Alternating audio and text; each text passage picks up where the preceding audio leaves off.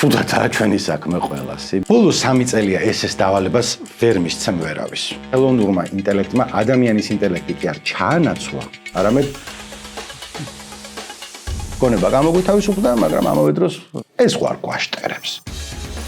თუ გასაუბრები ხართ რომელიმე chatbot-ს, გეცოდინებათ როგორ გელაფუცება ხოლმე ეს რა კაი კავშირი დაინახე, ეს რა სიღრმეებში ჩაიხედა. ChatGPT, Gemini, ეგეთები, Claude, DeepSeek, Perplexity. მაგრამ ნუანსი.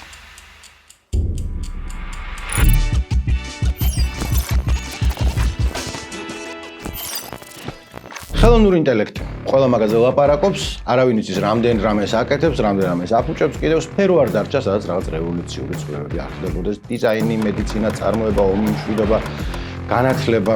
ეხლა ხელოვნური ინტელექტი ბევრნაირი არსებობს, მაგრამ ჩვენ ვილაპარაკებთ დიდენობრივ მოდელებზე, LLM-ებზე.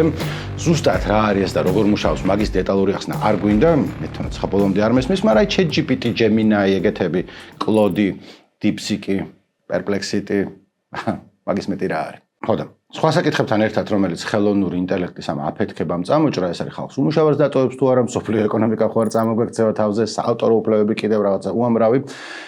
ხშირად შეხვდებით ხოლმე ასეთ შეკითხვას ონლაინ. ეს ხوار გვაშტერებს. ვიცი რომ ამაზე პასუხი გონებაში შეიძლება უკვე გქონდეს. მარტო არ ახარ, ჯერ მარტო YouTube-ზე რო ჩაწეროთ ეს შეკითხვა, უამრავ ვიდეოს ნახავთ, უმეტესობა ცალსახად პასუხობს, რომ კი, გვაშტერებს, მათ შორის ჩემთვის ძალიან პატივსაცემი YouTuber-ები, რომელსაც ბევრ რამეში ვენდობი ხოლმე, თუმცა ეს ვიდეოები რაც ვნახე, აღმოვაჩინე რომ მათი უმეტესობა მოსაზრება უფროა ვიდრე ფაქტი. აქ შეიძლება რაღაც სამეცნიერო კვლევას ეყრდნობოდნენ, მაგრამ ერთს, რომელიც სრულიადაც არ არის საკმარისი. ეს იმიტომ ხდება, რომ განსხვავებით წინა სერიებში მოთხრობილი ამბებიდან სამეცნიერო კონსენსუსი ამ თემაზე არ არსებობს. ჯერ 3 წლისაა ChatGPT. გრძელვადიანი შედეგები რა ექნება ამ ხელოვნური ინტელექტის გამოყენებას ჯერ არავინ იცის, მაგრამ უკვე გვაქვს რაღაც კვლევები, რაღაც ვარაუდების გაკეთება შეგვიძლია და ეხლა სწორედ მაგაზე ვილაპარაკებთ, ეხლა იქნება ნიუანსის ზღვა. დასაწყისისთვის, რომ იცოდეთ რამდენად ვიყენებ მეც ხელოვნურ ინტელექტს ვიდრე კვლევებზე გადავიდოდეთ, ვთქვათ ამ ვიდეოების მომზადების დროს. წესი მაქვს ესეთი, რომ ჯერ უბრალოდ Google-ში მოვძებნი, Reddit-ზე წავიკითხავ, რა პასუხები არსებობს. შემდეგ ვიხმარ ჯერ OpenAI-ის prompt optimizer-ი არის ეგეთი ტიპი, სადაც გრძლად მოუყვები რისი მიღება მინდა, რომ შემდეგ იმან დამიწეროს პრომპტი, რომელსაც მე Gemini-ს მივცემ deep research-ისთვის. როგორც წესი ვცდილობ ხოლმე აუხსნა, რომ მინდა ჩამონათვალი კვლევებისა, ვთხოვ რომ იყოს თუ არის ყველაზე უფრო მეტად ციტირებული კვლევები ის თავში და იყოს მცირედით შეჯამებული, შემდეგ იყოს რა საკითხიც არის იმისი მომხრეების სია, უბრალოდ კვლევების სია, კრიტიკულად განწყობილი მკვლევრების ნაწერების სია და შემდეგ მაქვს ხოლმე ბოლოში დაახლოებით 20-22 PDF ფაილი, რომელსაც ხელით ვიწერ ხოლმე. ეგეც რამე რო იყოს შემიძლია რომ ხელოვნურ ინტელექტს გავაკეთებინო, აგენტის შესწავლა რო დავიწყო, მაგრამ არ მინდა, იმიტომ რომ რატო, მით უმეტეს რომ გზადაგზა ჩამოტვირთვის დროს ვკითხულობ, ვეცნობი. შემდეგ ამ ყველა PDF-ს ავტვირთავ ესეთი ხელსაწყოარი Notebook LM ქვია, არის Google-ის, რომლის უპირატესობა არის ის, რომ ჰალუცინაციები, ანუ რაღაცას რო გატყუებს ხოლმე აქვს ბევრად ნაკლები, იმიტომ რომ იცის რაც შენ აუტვირთე მარტო ის. და შესაბამისად ადვილია კითხო, რომ თქვათ ამ კვლევაში თეტა ტალღებს რო იკვლევდნენ, არ ვიცი, გამოჩნდება ეს თეტა ტალღები და მაინც არ ვიცი რა არის, მაგრამ მეორე კვლევაშიც იკვლევდნენ და მე ვეკითხები, რომ ეს ორი ერთი და იგივე იყო თუ სხვადასხვა და ისიც პასუხობს და შესაბამისად რაღაც უფრო წინ მივდივარ და შემიძლია ხოლმე რომ ეს ვიდეო ჩავწერო და კვლევა ჩავატარო ისე რომ ერთი კვირა არ დამჭირდეს და ორი კვირა ამის ნაცვლად ერთ-ორ დღეში ვაკეთებ ამას.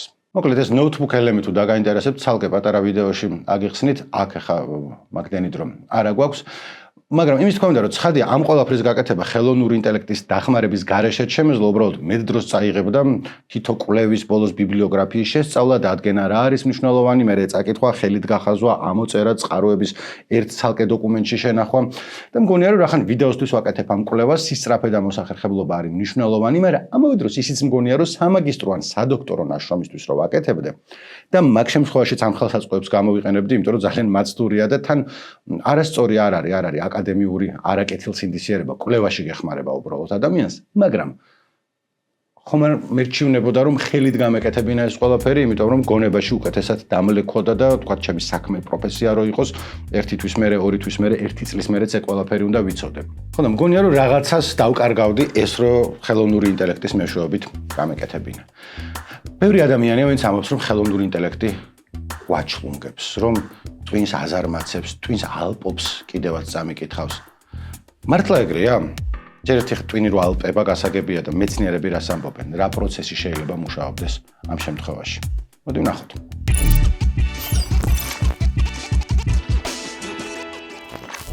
მოდი ასე ვქნათ. მოგიყვებით 4 კვლევის შესახებ, რომელიც ამ ძალიან რთულ საკითხს სხვადასხვა კუთხიდან გვაჩვენებს, ოღონდ ჯერ ერთი ტერმინი უნდა გითხრათ, რომელიც მნიშვნელოვანი არის ამ კვლევების გასაგებად. ეს ტერმინი არის, მოდი როგორ ვთქვათ ქართულად, კოგნიტური გადაბარება ვთქვი. ხელოვნური ინტელექტის და ადამიანის აზროვნების კავშირზე, ვინც მუშაობს, ყველა ამბობს ხოლმე ამას. ინგლისურად არის cognitive offloading, კოგნიტურ განტვირთვასაც ამბობენ ქართულად, მაგრამ გადაბარება უფრო მომწონს შინაარსობრივად, იმიტომ რომ ჯერ კოგნიტურს გეტყვით, კოგნიტური არის იგივე გონებრივი შემეცნებითი. ანუ მეხსიერება, მეტყველება, აზროვნება, ეგენი. ეს კოგნიტური გადაბარება არის, როდესაც შენს გონებრივ ამოცანებს გადააბარებ გარე დამხმარე საშუალებებს და ამით გამოგითავისუფლდება გონებრივი რესურსი. ეს გადაბარება მაინც ცუდი რამე არ არის. სულ აკეთებთ ხოლმე ადამიანები, მაგალითად ჩაიწერთ ტელეფონის ნომრებს ბლოკნოტში და დამახსოვრება არ გჭირდება. ან ბლოკნოტი ტელეფონშივე ჩაიწერ და ხშირად მე ამ ნომერს ვეღარც ხედავ და აღარც გახსოვს. ჩემი თაობის ხალხს თავში აქვს დღემდე ათობით ტელეფონის ნომერი, 36, 75, 28 მქონდა 94 წელს სახლის ნომერი და მას შემდეგ აღარ გამომიყენებია, მაგრამ მახსოვს დღემდე. ხო და ამით იმის თქმა კი არ მინდა რომ ვაიმე ხალხმა ტელეფონის ნომრები აღარ იცის, პირიქით არა უშავს, სხვა უფრო მნიშვნელოვან რამეებში გამოიყენებ მაგ გონებრივ რესურსებს. რა თქვათ არის რამდენიმე კვლევა, რომელიც აჩვენებს, რომ მათ ვინც უფრო ხშირად იყენებს GPS ნავიგაციისთვის, შემდეგ დახმარების გარეშე სივრცეში ორიენტაცია უჭირთ. ეგეც ეს კოგნიტური გადაბარების ნაწილია. აქაც ახლა დადებით შეიძლება დავინახოთ, რომ გონება სხვა რამეს ახმარ, მაგრამ ასევე შეიძლება რომ რა ვიცი, პრობლემადაც აღვიქვათ. მე პირადად არ შევად რომ მქონდეს საქმე, ისე ტაქსის მძღოლს ვარჩევდი, ვინც ქუჩები თავისით ისწავლა. ვიდრე იმას, ვინც მხოლოდ GPS-ით იცის, ალბათ ბევრი ხართ ეგრე, თუმცა თუ მარტივი ამოცანა აქვს მძღოლს და ერთი ადგილიდან მეორეში უნდა მიგიყვანოს, დიდი მნიშვნელობა არ აქვს ზეპირად ისწავლა თუ GPS-ით. ასე რომ ხო გონება გამოგვითავისუფლდა, მაგრამ ამავე დროს შეიძლება რაღაცა დავკარგეთ, ოღონდ რაც დავკარგეთ, ეგ მნიშვნელოვანია თუ არა, განსჯის საკითხია. ხო და ამ ChatGPT-ების Gemini, როგორც არის, გამოყენების დროს უდავოა რომ ბევრი სწორედ ამ კოგნიტურ გადაბარებას ვაკეთებთ. ჩვენს მოსაძებს წასაკითხს, დასაწერს, საკვლევს ხელოვნურ ინტელექტს ვაკეთებინებთ. რას ვკარგავთ ამ დროს და რას ვიძენთ? მოდი ჯერ ერთი ნეგატიური კვლევით დავიწყებ, თხრობისთვის ეგრე უფრო მიადვილდება და შემდეგ კიდევ ნიუანსებს მოგაყრით. მასაჩუსეტსის ტექნოლოგიების უნივერსიტეტის მკვლევარებმა შეკრიბეს 54 სტუდენტი და ესეები აწერინეს. დაყვეს 3 ჯგუფად, ერთი ჯგუფი იყენებდა ChatGPT-ს, მეორე ნებისმიერ ვებსაიტს ამ LLM-ების გარდა და მესამე არაფერს მარტო Twins. 20 წუთში უნდა დაეწერათ ესე რაღაც წესების მიხედვით და წერის დროს უზომავდნენ Twin-ის მოქმედებას რეალურ დროში, ელექტროენცეფალოგრაფის მეშვეობით. ხო და ამ კვლევამ აჩვენა, რომ პირდაპირი კავშირი იყო გარე ინსტრუმენტების გამოყენებასა და Twin-ის ენერგიის ხარჯვას შორის. მარტო Twins ვინც იყენებდა, ჩანდა რომ უფრო ინტენსიურად ღვთავდნენ Twin-ის აღმასრულებელ რეგიონებს, ნეირონებით ცეკვავდნენ. ChatGPT-ის ხალხის Twin-ში გაცილებით ნაკლებით ცეკვა იყო. ამას გარდა მერე ამ ხალხს უჭირდა საკუთარი ნამუშევრებიდან წინადადების ზუსტად ციტირება და წერიდან სულ რამდენიმე წუთში. და ამათი ნაწერები ძალიან გავდა ერთმანეთს. არ ვარგოდა მოკლედ ეს ესეები. ამ ექსპერიმენტის ხიბლი კიდე ის იყო, რომ ამის მერე აწერინეს კიდევ ერთი ესე, ოღონდ წესები შეცვალეს. ვინც ChatGPT-ს იყენებდა, ისინი Twins იყენებდნენ ახლა უკვე მხოლოდ და ვინც პირველი ესე მხოლოდ Twin-ის დახმარებით დაწერა, ახლა ChatGPT დაახმარებინეს. და ინტერნეტს ვინც იყენებდა, ისინი აღარ უკვლევიათ სახლში გაუშვეს. იმათ ვინც პირველი ესე ChatGPT-ის დახმარებით დაწერა, მარტო Twin-ის წერა კიდევ უფრო გაუჭირდათ. იმეორებდნენ აი ხელოვნური ინტელექტის მიერ ადრე გენერირებულ ლექსიკას, იგივე ჩარჩო ჰქონდათ, იგივე სტრუქტურა ჰქონდათ და ცხადად აჩვენებდა, რომ ChatGPT-ის გამოყენებამ კრიტიკული აზროვნების უნარი დაუქვეითა. დროებით მაინც. თავიდან რო გითხარით, რომ YouTube-ზე უამრავი ვიდეო, სადაც ამტკიცებენ აი როგორ გვაშტერებს ხელოვნური ინტელექტიო, ძალიან ბევრს სწორედ ეს კვლევა მოყავს და სამართლიანადაც. მართლა ძალიან ყურადსაღები კვლევა, მაგრამ ნიუანსი. პირველი და უმთავრესი არის ის, რომ კვლევა ჩატარდა, როგორც უკვე გითხარით, 54 ადამიანზე. ის ბოლო ეტაპი როლები რო გაცვალეს, მაგაში სულ 18 სტუდენტმა მიიღო მონაწილეობა. ცოტა, ანუ რაღაცას მიგანიშნებს, ყურადსაღები არის, უნდა გაითვალისწინო, მაგრამ ცოტა. ამ მონაცემების განზოგადება არ შეიძლება რა. ვერც 18 და ვერც 50 ბოსტონელი სტუდენტის მიხედვით ვერ იტყვი, რომ ქართველი სტუდენტი ან ბულგარელი მასწავლებელიც იგივე ეფექტის ქვეშ იქნებოდა. და კიდე ერთი ნიუანსი. ის მეორე ჯგუფი რო იყო, ჯერ Twin-ით რო გამოიყენეს და მეორე ChatGPT. აი ამ მეორე ესეს წერის დროს Twin-ი ძალიან კარგად უმუშავებდათ. ესე კიდე უკეთესად დაწერეს. ლექსიკაც მდიდარი ჰქონდათ და ფაქტებით ზუსტად ჰქონდათ მოყვანილი.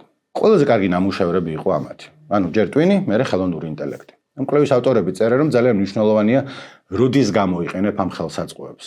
შეიძლება ნეირონებიც უკეთესად აცეკო Twin-ში და ჩართულობაც გაიზარდოს.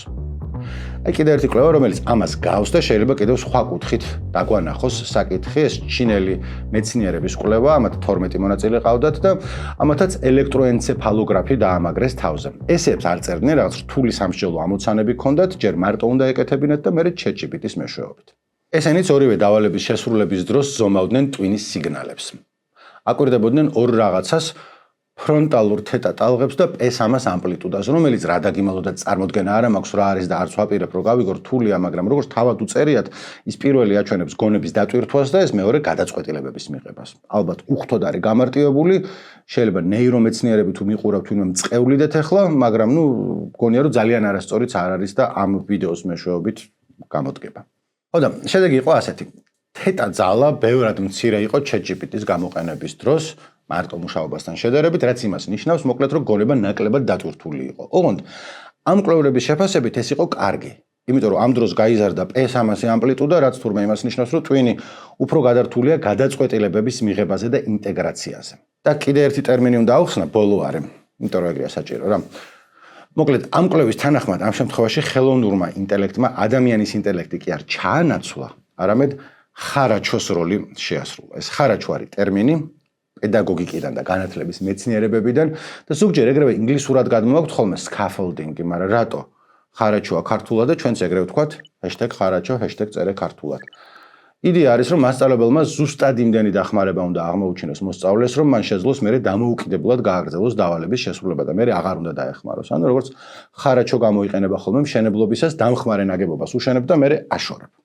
ამის მაგალითია ვთქვათ, მე ვაკეთებ, ჩვენ ვაკეთებთ, შენ აკეთებ. დაფასთან მდგავარ, გაჩვენებ რაღაცას როგორ გააკეთო, შემდეგ ჩვენ ყველანი ერთად ვაკეთებთ, მერე შენ აკეთებ ამას დამოუკიდებლად და მერე შენ იცი როგორ გააკეთო ეს. ხოდა, ხელოვნური ინტელექტის შესაძლო დადებითი როლის ხალხი ამბობს, რომ თუ ისე გამოვიყენებთ ამ ხელსაწყოს, რომ კოგნიტური გადაბარება კი არ მოხდება, პირიქით, ეს ხელოვნური ინტელექტი ხარაჩოს როლს შეასრულებს, მაშინ შეიძლება კარგი საქმე უფრო გაგიკეთოს ვიდრე ცუდი. ამის მაგალითიც გვაქვს. ერთი პატარა კუსკუსა კვლევა არის 6 სტუდენტზე, რომლებსაც ენის სწავლის პროცესში გამოაყენებინეს ხელოვნური ინტელექტის ხელსაწყო. ესეც ChatGPT იყო მოდიფიცირებული სპეციალურად ამ ექსპერიმენტისთვის და ის ეკნეს რომ ჯერ მოსწავლეებმა თავისით დაწერეს, შემდეგ ეს ხელსაწყო გამოიყენეს, რომელიც უკავშირს აძლევდა რჩევებს და ნახეს რომ ასე გამოყენებულმა ChatGPT-ის რაც ვარიანტმა უნარების აშკარა გაუმჯობესება გამოიწვია.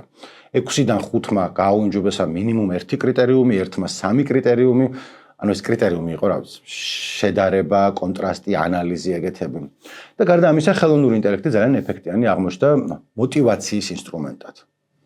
თუ გასაუბრები ხართ რომელიმე chatbot-ს, გეცოდინებათ როგორ გელაქუცება ხოლმე, ეს რა კაი კავშირი დაინახე, ეს რა სიღრმეებში ჩაიხედე და კი იცი რომ ხა ის ხელოვნურია, მაგრამ მაინც ქსიამოვნებს ხოლმე. მოტივაციისთვის კარგია. ხო და რა გინდა? გადავრჩენილოთ მეგობრებო. გადარჩენილ ვართ მეგობრებო?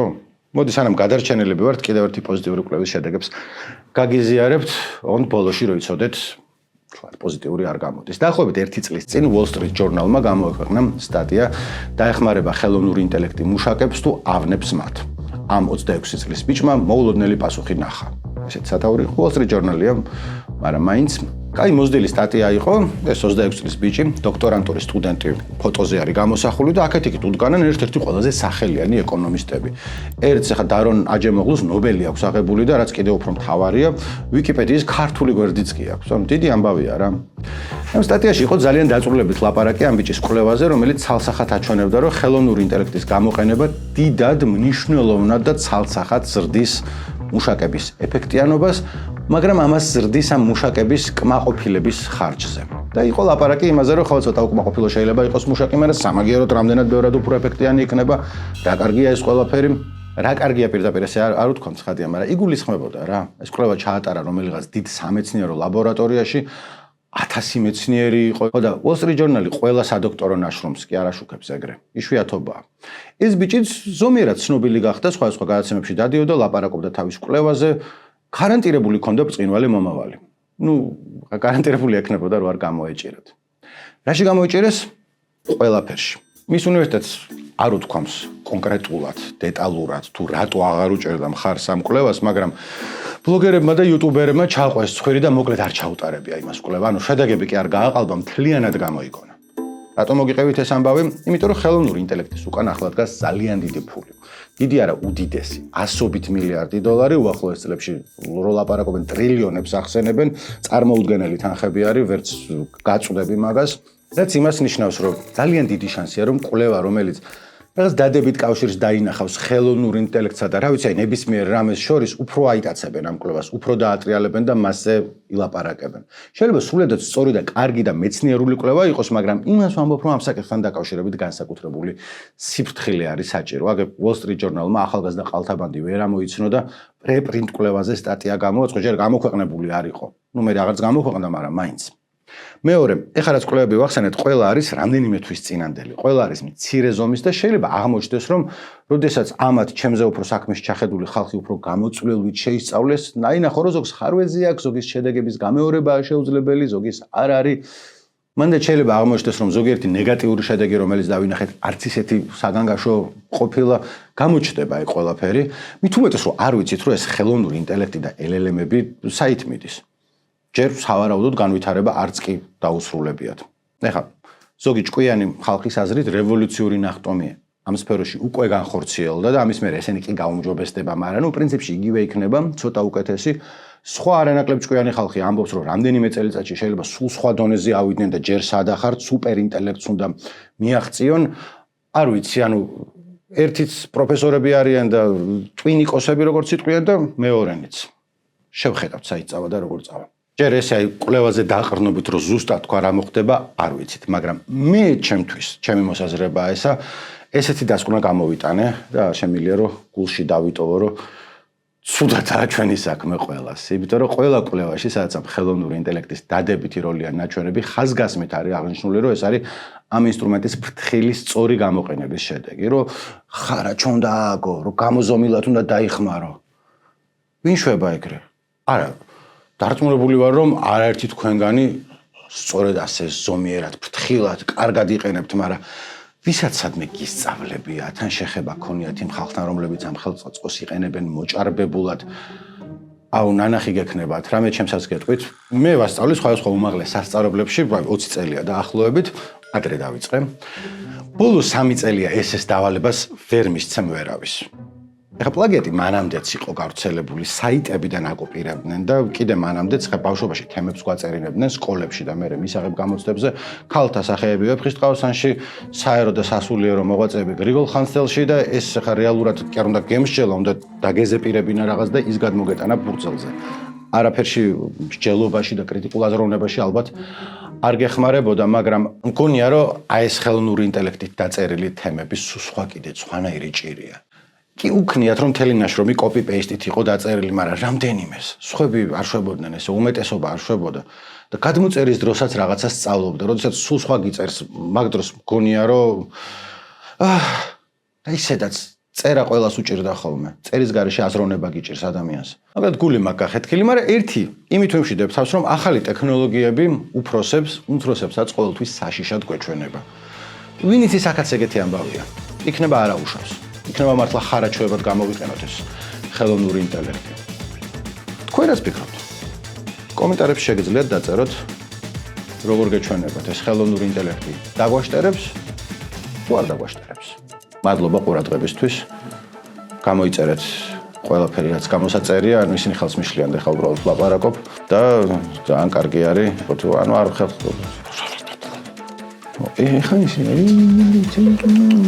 ეხლა ხო და რა ვიცი, ისე დავამთავრეთ მოსაზრებით. თქვენი მოსაზრება როგორია? დაწერეთ კომენტარებში. ანუ დაწერეთ კომენტარებში, არა, დაგვიწერეთ კომენტარებში. გექნებათ რაღაც აზრი, მით უმეტეს რომ ბოლომდე ვისმინეთ. კარგს ვიკეთებს, ცუდს ვიკეთებს, გვაშტერებს თუ ისე რა. შემდეგ ვიდეო.